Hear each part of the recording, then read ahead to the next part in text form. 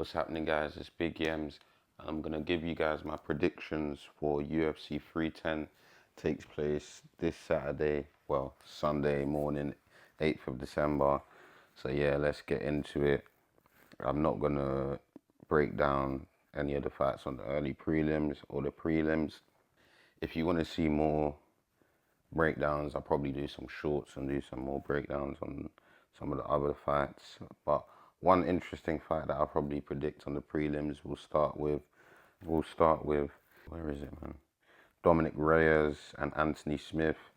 I'm gonna go Dominic Reyes. I think he'll probably finish Anthony Smith. So yeah, I'm gonna go with Dominic Reyes. And then we move on to the main card, which is being kicked off with Nate Landwehr. I know I'm not saying his fucking name right, but guess what? I don't give a shit. We have Nate Landwehr versus Doohoo Choi. That's a featherweight bout. I'm going to go with Nate Landwehr because I've seen a few of his fights and he looks decent, to be fair. And I'm going to go with, shit, man. I'm going to say he gets it done by KO. Yeah, I'm going KO for Nate in the second round.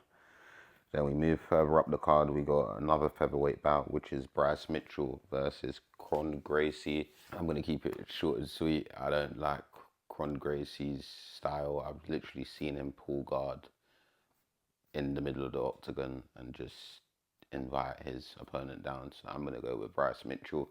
And funny enough, I'm going to say Bryce Mitchell gets a submission. I don't know what submission he's going to get, but I'm going to say Bryce Mitchell to win by submission. And I think it will probably happen pretty early than later. I'm going to say second round submission for Bryce Mitchell. Yeah. Then we move on further up the card. We've got Cyril Gane versus Alexander Volkov. Let's actually have a look at the two guys. So Cyril Gane is 12-2, 12-2, and then Alexander Volkov is 38-10. Damn, that's a mad record. They got similar reach. Gane has a 1 inch advantage. Volkov has a longer leg reach, has about 5 inches. Leg reach over Cyril Gane. Let's look at their win ratio. Damn. I mean, it should be a good fight. Oh, well, the average fight time is 3 rounds. Well, roughly around 3 rounds. So, you know what? I'm going to say Cyril Gane finishes Alexander Volkov in the second round via KO.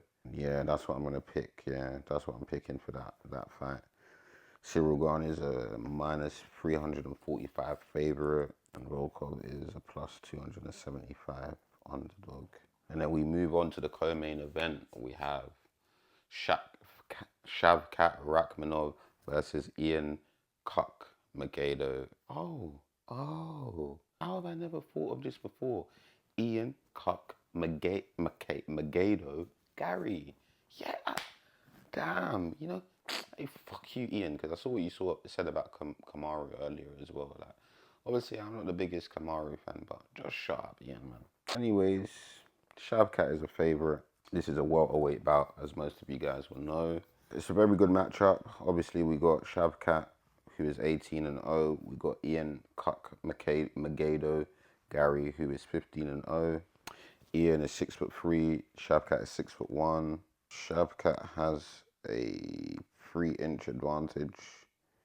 Well, we should really say 2.5-inch reach advantage over Ian. Their leg reach is the same. Let's look at their win ratio. Shavkat has a 44% KO ratio, whereas Ian Gary has a 47% KO ratio. Shavkat has a 56% submission ratio, and Ian has 7. Average fight time for Shavkat is 8 minutes 22 seconds, and average fight time for Ian is 12 minutes and 10 seconds. So it's quite even. Significant strikes.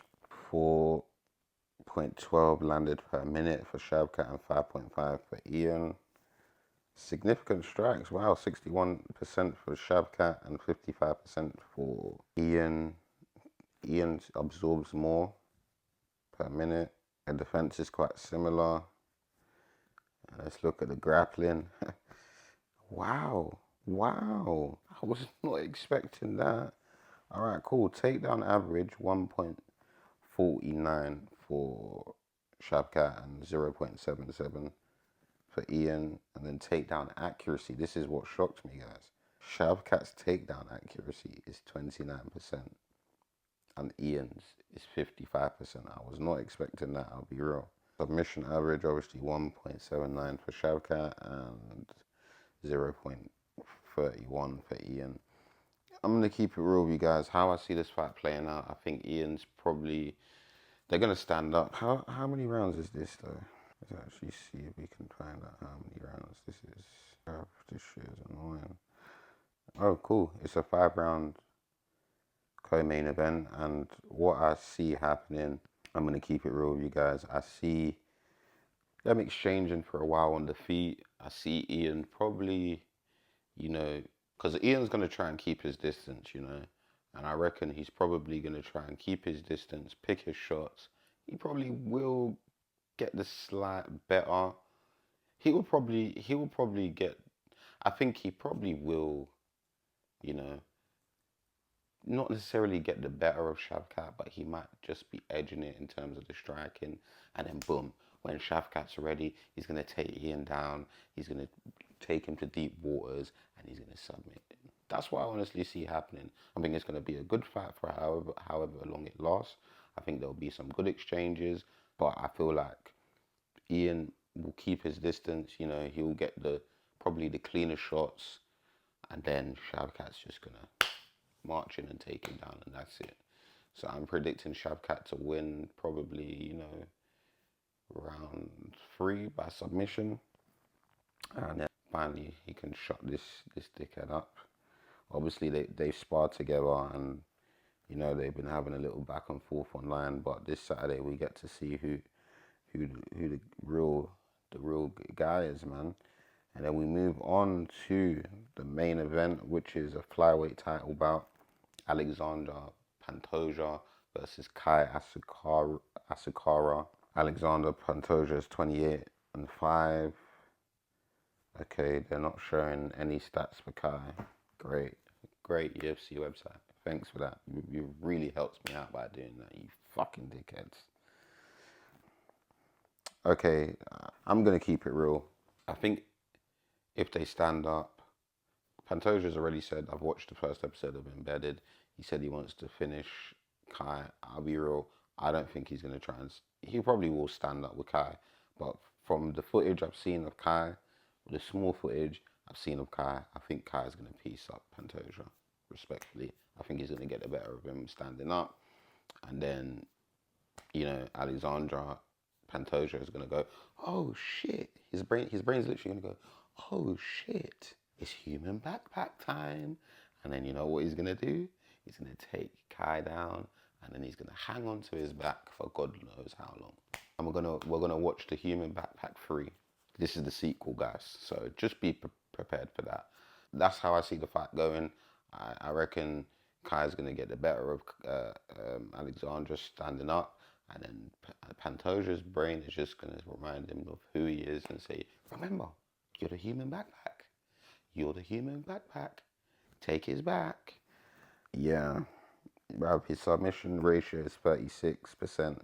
For someone that seems to always, take people's backs, you don't really have a very good submission ratio, do you?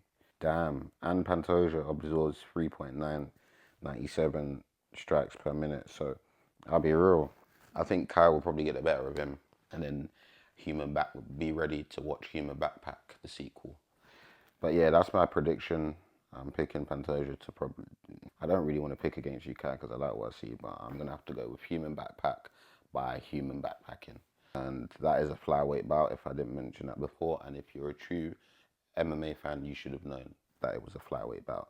But anyways, guys, that's it from me. That's my predictions for UFC 310, and I hope you enjoy it. It's Big Yams, and I am fucking out. Have a lovely, lovely week. In a bit. Eh? Don't forget, stay tuned, guys. We have Human Backpack, the sequel, on the way.